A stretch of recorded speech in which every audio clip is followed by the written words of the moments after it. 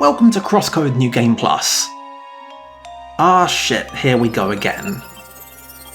Except something's different.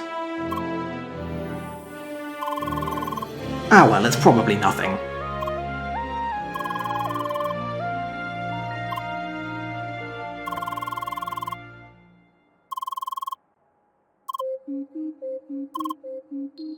So could Leah speak before this? Like, no. Is Sergey just now realizing that she can't talk? I believe this is the first time that Sergey has ever actually met, so to speak, Leah.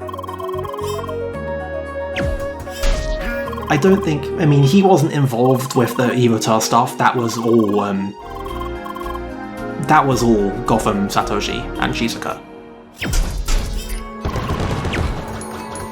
Anyway, as you've probably figured out from context, CrossCode's New Game Plus is done by means of a Tails-style grade shop. There are a couple options in there, but I think we all know what was the one that we were looking forward to, and I have obliged. Therefore, we are going to be dealing 7 and 8 digit damage for this whole thing. It's very satisfying.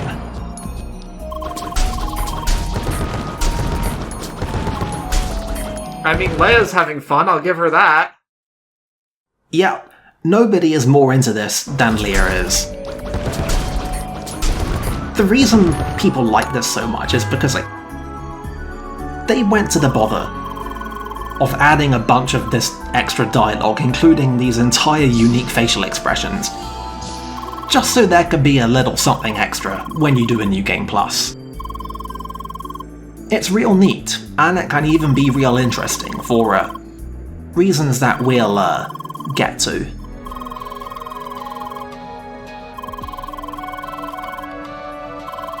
Most of the New Game Plus stuff is about what you'd expect from a Tails-style grade shop. You got your carryover, your level, carry over your items, carry over this, carry over that. You got EXP up, EXP down, healing up, healing down, everything up, everything down. A couple more interesting carryovers that we'll get to. And there's a couple of real oddballs. One of the options that I definitely have not chosen is the option that just turns on ice physics everywhere, all the time. Why would anybody ever pick that? I don't know, but I kind of love that it's there.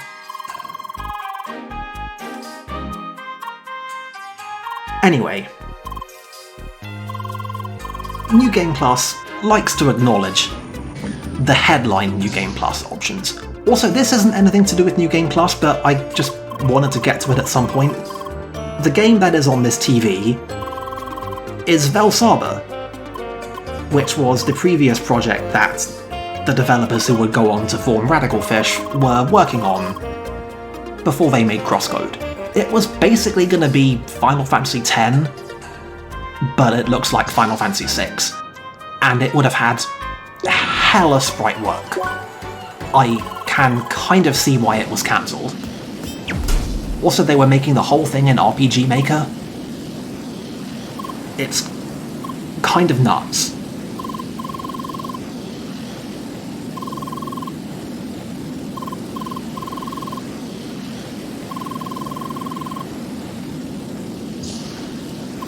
Anyway, the running theme of the New Game Plus dialogue is, well,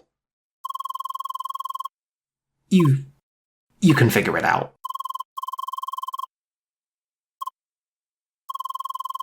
The point is that in a lot of places in which this kind of thing would matter, it does in fact get correctly acknowledged. The available interactions are limited because all they can really do is change dialogue scripting. But it's there and they remember it, and I can respect the hell out of them for that.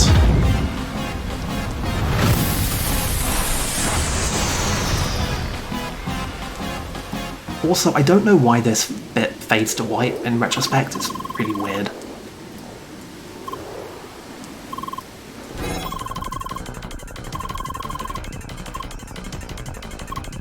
Now, I am of course not going to be showing every single scrap of New Game Plus dialogue, because a bunch of it basically is just, but you're probably just going to breeze through this anyway. So, I have cut out the, 4th to 24th instance of that. But every now and then it's actually notable. Also, it does mean that we can see what happens when you start messing with these guys during the intro. To which the answer is surprisingly little. I mean, Gotham's not pleased about it, but he doesn't spawn anymore.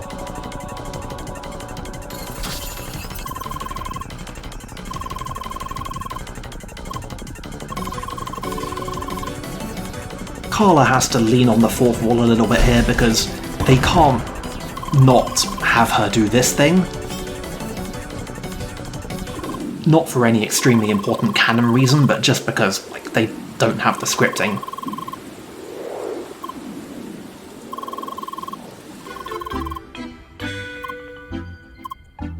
Anyway, let's play it subtle. Stay undercover. We're just a normal player.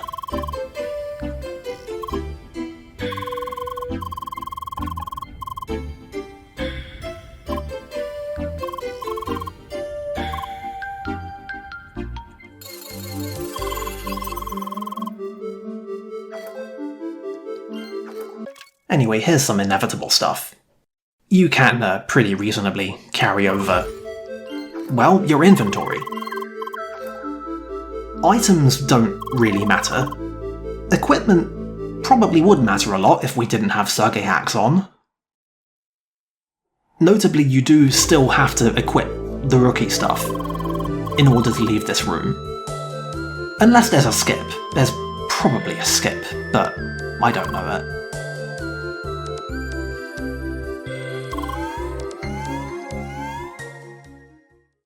And yeah, as you can imagine, bosses don't really factor into things very much.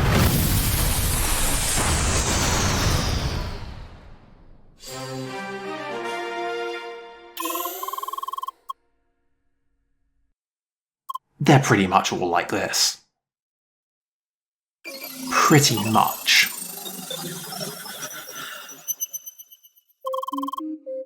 I mean, there is one boss that shouldn't instantly melt. I'm so glad you remembered that. But I suppose we'll keep that one in mind.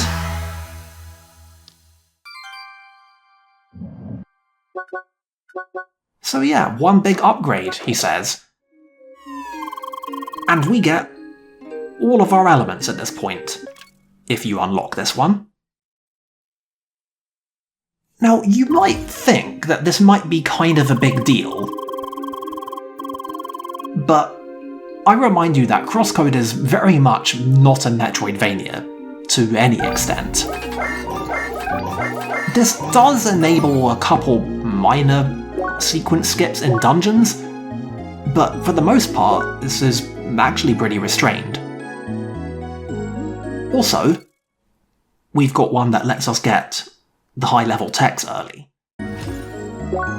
And you would think, like, even without the Sergei hacks, that would be a big deal, but it's really not, because we only have one SP to begin with.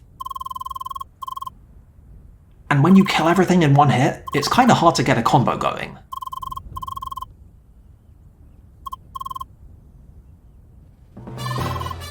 Anyway, would you like to see Apollo literally explode?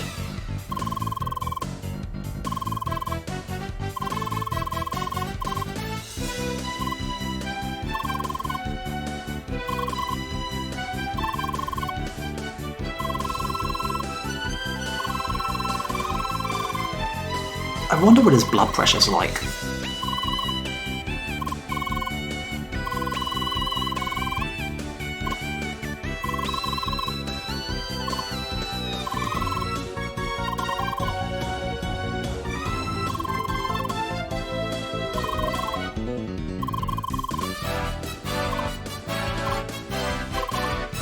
Joan, of course, still does not care at all. I mean, to be fair, why should anyone care that she's level 66? It's just video games, man.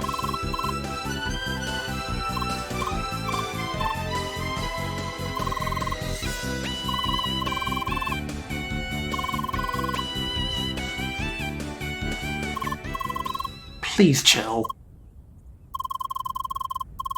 For your own good.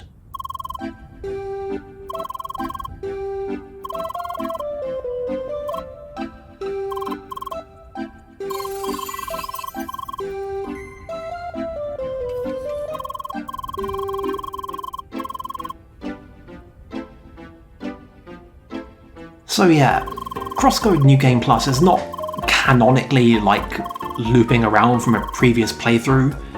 There's no real canon explanation for why Leah has high level and items and stuff in New Game Plus. I think it's intended to... There's this kind of implication that maybe some of this stuff carried over from Shizuka's account. But,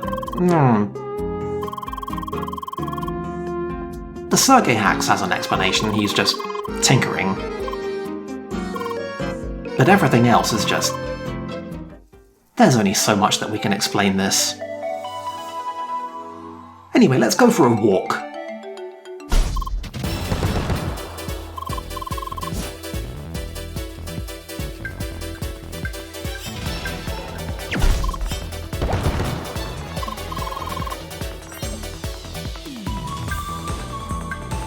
I can honestly say that I would do the same thing. I'm not entirely sure what Emily expected. We are, like, 60 levels higher than her.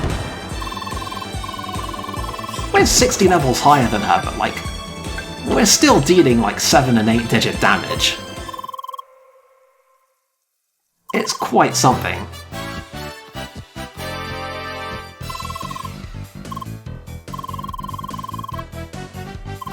There are a couple important differences between, like, just doing a lot of damage and what Sergei Hacks allows. And sometimes those differences actually matter.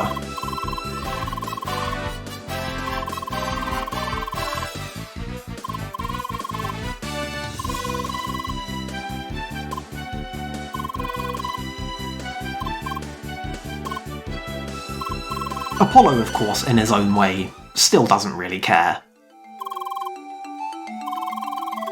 I'll say this for the guy, he is absolutely determined to stick to his principles and set us on the right path. For better and worse. I feel like he's going to get a bit of a rude awakening when he finally actually meets Psychopath Leia.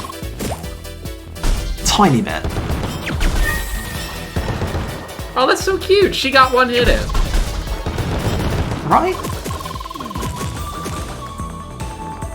It mostly happens if you take on a crowd. For, you know, obvious reasons. Anyway, Emily raises the subject of these being critical hits, and you'll note that the minor hit damage numbers that come up are gold. So, yes, these actually are critical hits. You know, not that that really matters very much, I'm just saying. The technicalities are present and accounted for.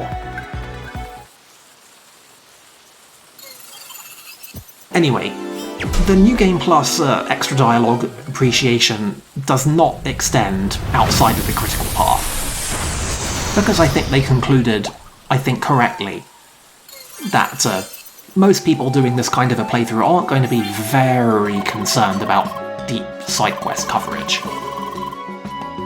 So we won't be seeing the factions commenting on any of this kind of stuff.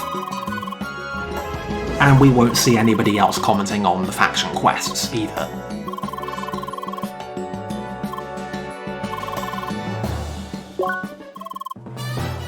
Alright, come at me.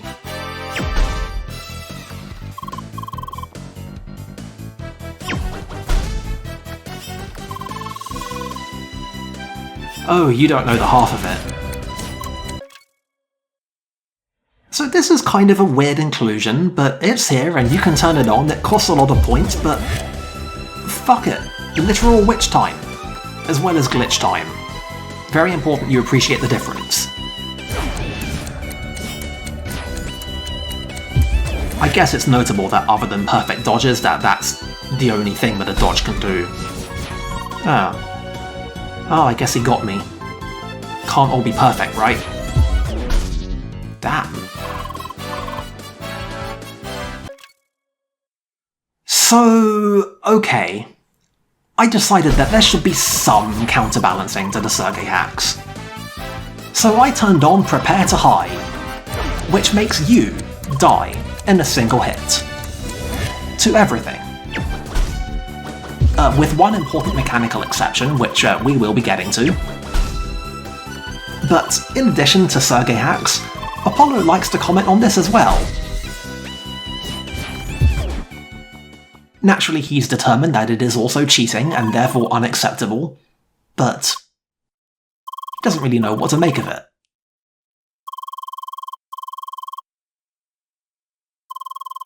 How dare you get so owned?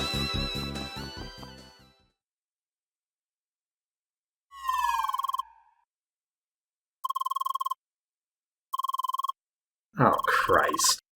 So I heard this game likes references.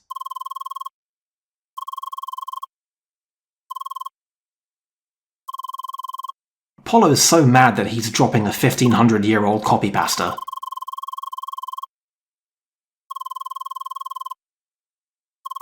But he will not be dissuaded.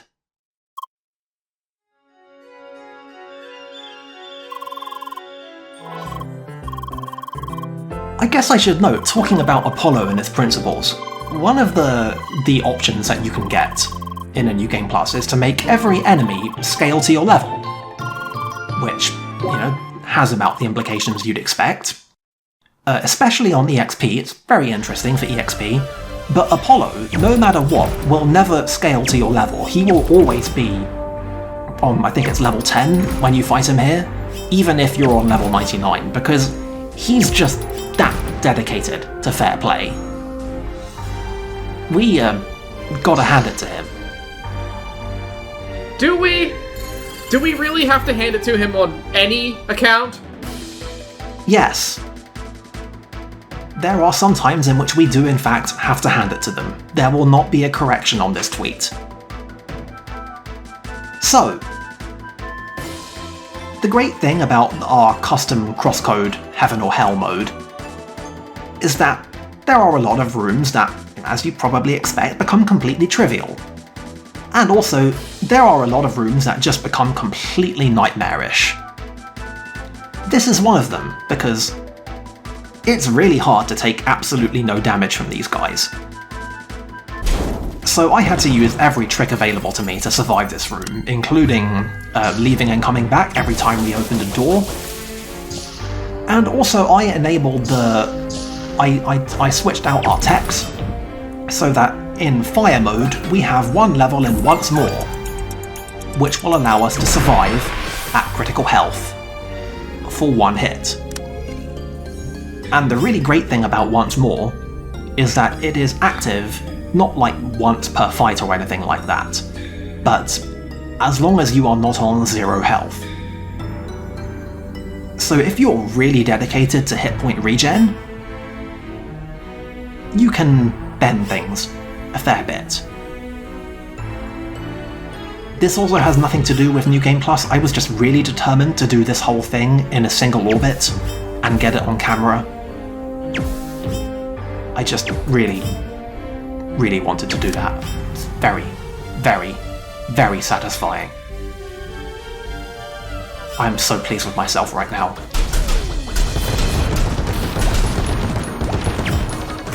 Now, some rooms that you would expect to kind of turn into a little bit of an ordeal is any room like this where you have to fight a lot of stuff.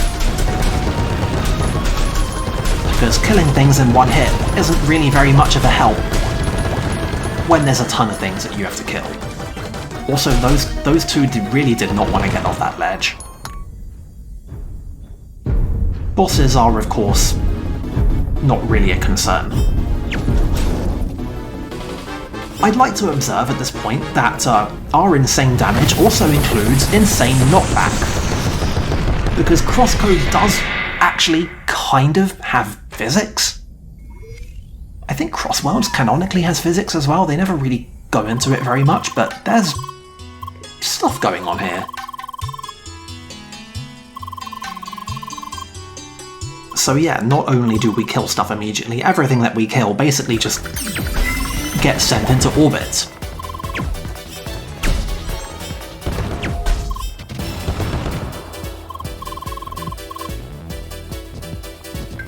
And Citron, bless his heart, is really, really determined to make sense of it.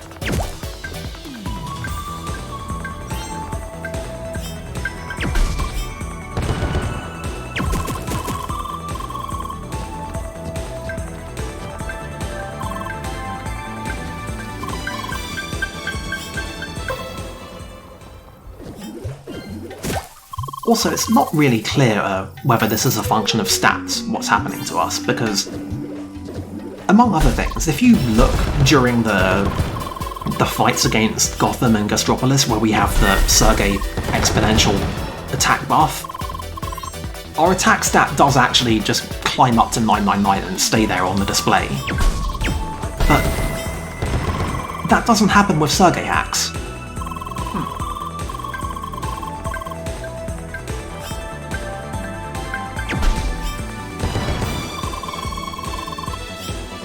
Anyway, Citron even notices the distance thing. We can't say he's not attentive.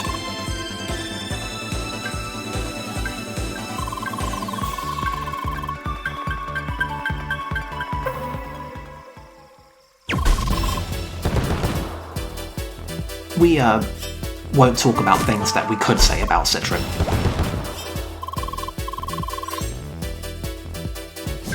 Not now, anyway. Yeah. Yeah. This cave is also a tiny bit of an ordeal, because these Tims can just curveball rocks through the air, and it's a fucker. Also, this guy can do this, if you are not careful, and it does suck. So don't let him do that.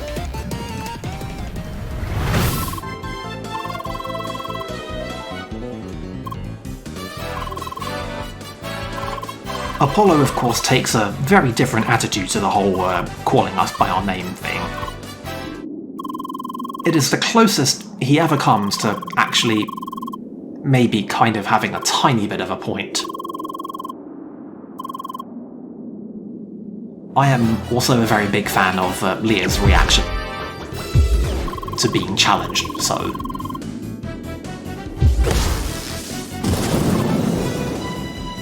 I'm a little bit disappointed that, for how much effort they've gone to change our, shall we say, social dynamic with Apollo, that they weren't able to have him react to more things that we can do. Like, he doesn't say anything about witch time, he doesn't say anything about us using elements that we're obviously not supposed to have. It's pretty much just Sergei hacks and prepare to high. That does seem surprisingly... Right? I don't know if low effort is the right word, but... I'm gonna kind of gesture in that general direction. Yeah.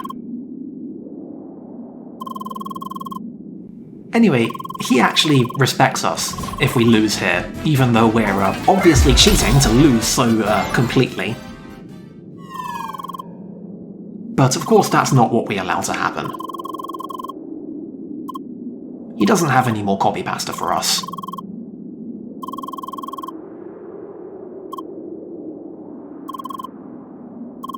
So why does he seem to think that this insane damage mod thing that we have going on is something that we can just casually turn off anyway? I mean, why wouldn't he think that? I don't think anybody really knows what to make of this.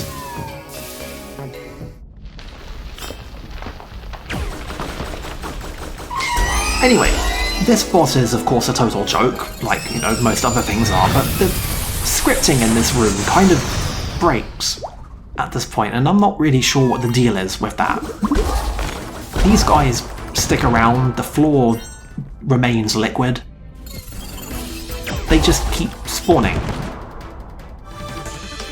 Weird. Anyway, most of Fire Temple isn't really a concern. The most threatening things in here are the giant lava golems who, you can kill in one hit. But the moth room is a tiny bit of a concern. So we must acknowledge it.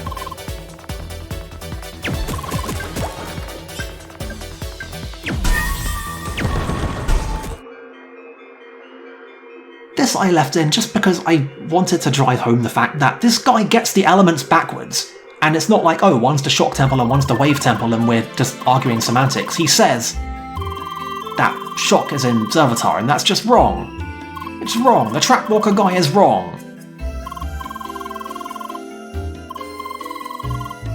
And I'm very mad about this. Our raid team divisions make absolutely no sense in a New Game Plus, and there's absolutely no way to patch it up with dialogue. So Lynn is just, shut up. We're doing this. And Emily is of course completely fine with her role. Emily just vibes, always.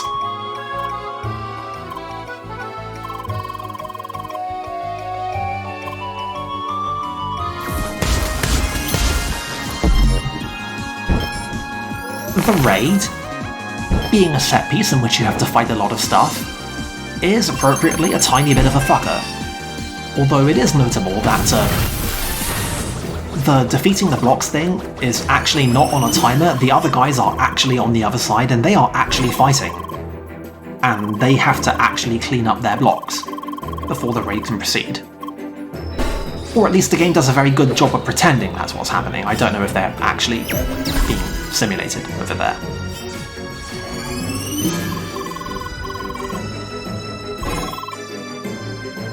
Gotham is, of course, still highly displeased about this turn of events. But what's he gonna do?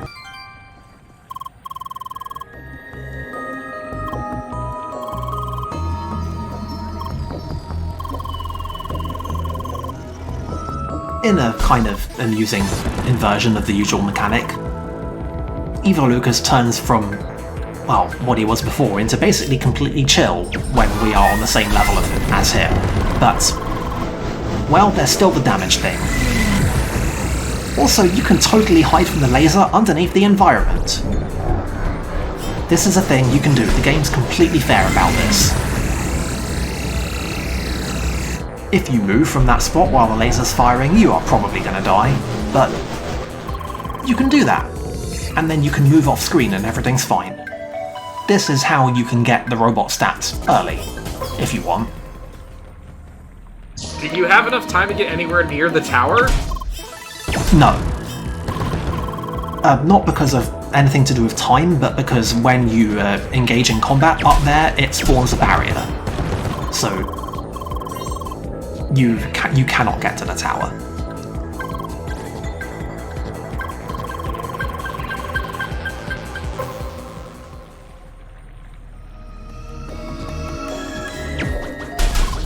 Lucas is, of course, pretty decently concerned about our game experience, but well, I think that ship has sailed. Even if neither of us canonically understand why at this point.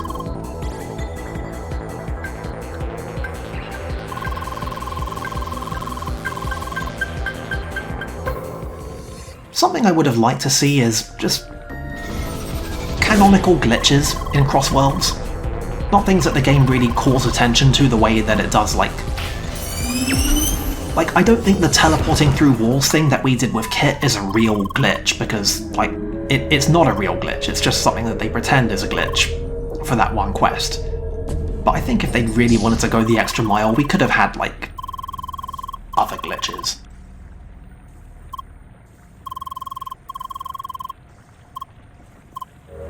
Anyway, unfortunately, enormous damage numbers cannot help us with an existential crisis. Sorry, Leah.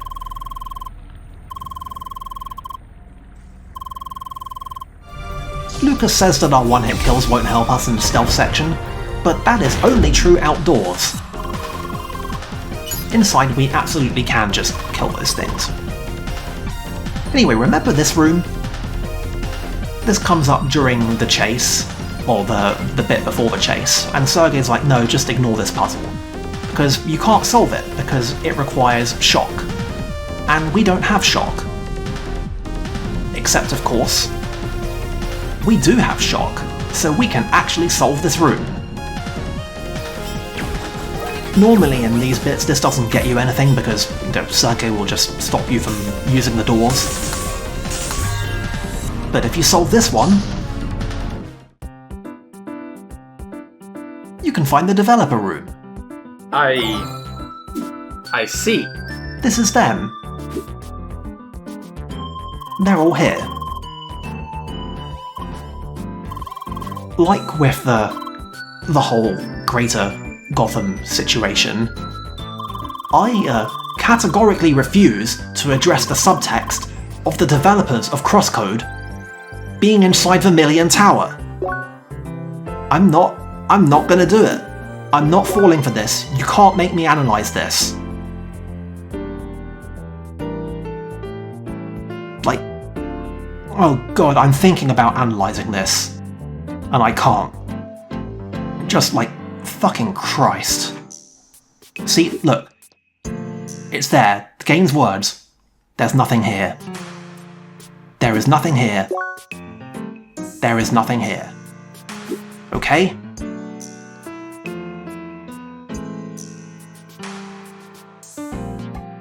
This is a language joke. It's because the lead developer's handle, Laxon, translates as salmon, which made Google translated RPG Italia pages very confusing.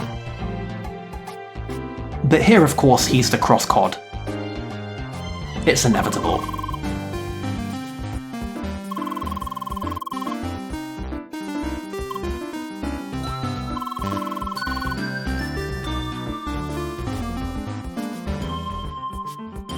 See, we're in complete agreement. We are not thinking about this.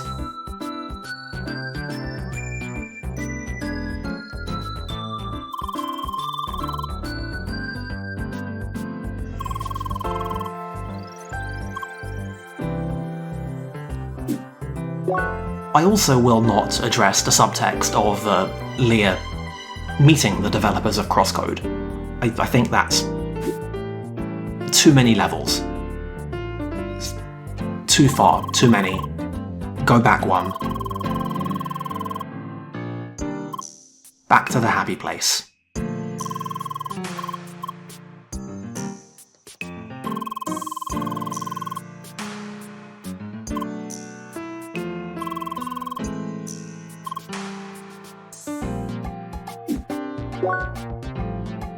Anyway, that's the developers. They're here. We met them. They seem happy. Great! Now let's leave and never contemplate this again.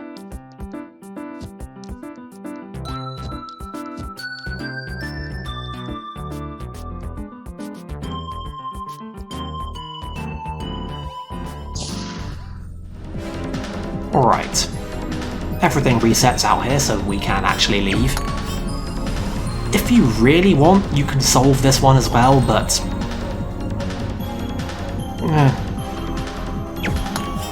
like I said before, it just opens the door.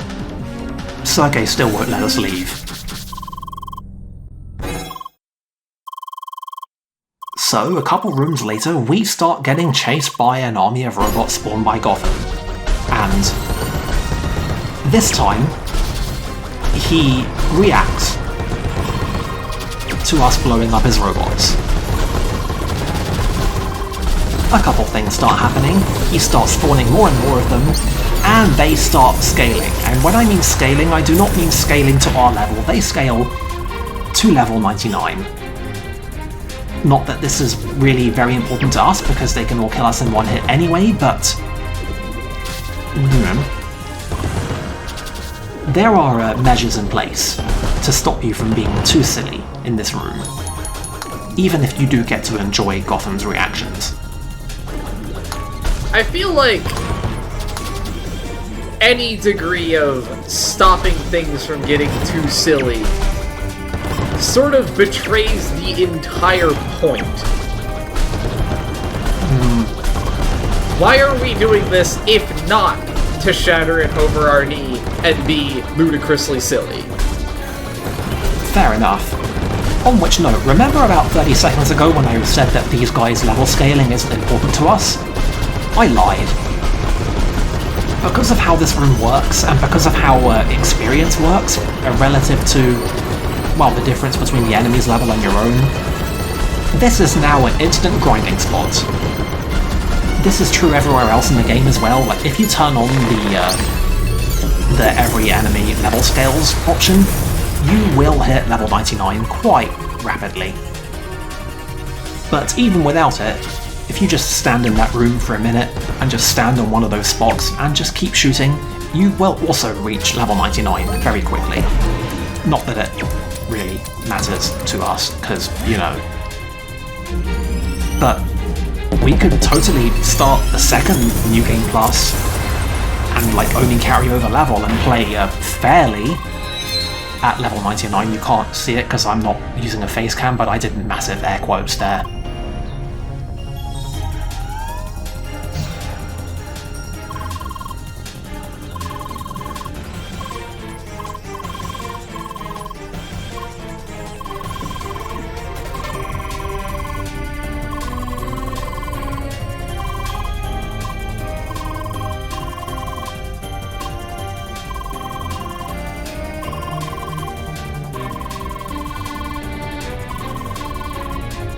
Well, what are you going to do? Spawn a single boss with one health bar that we're going to kill in one hit? Sure you are.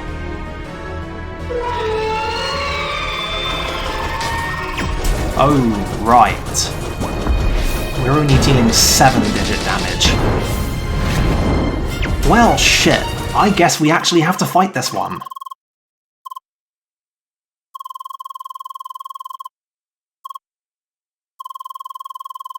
This is the first time in the game at which I actually started regretting my decision to roll CrossCode Heaven or Hell, just a tiny bit. Castropolis is not complicated, but CrossCode is not the kind of game that makes it very easy to play perfectly for any extended period of time. So, this took a couple tries.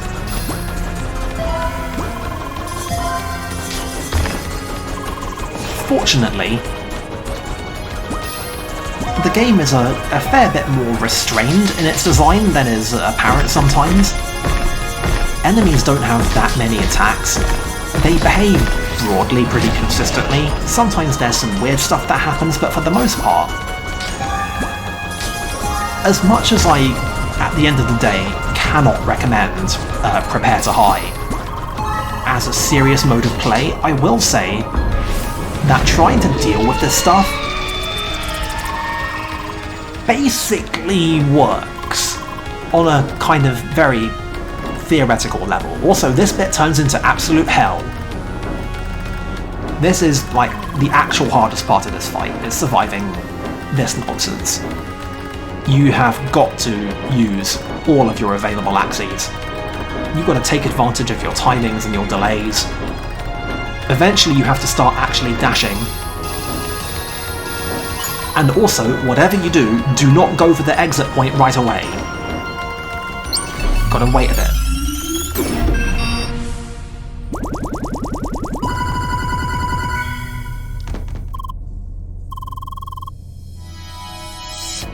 Now we kill it in one hit. Gastropolis, everybody. I see.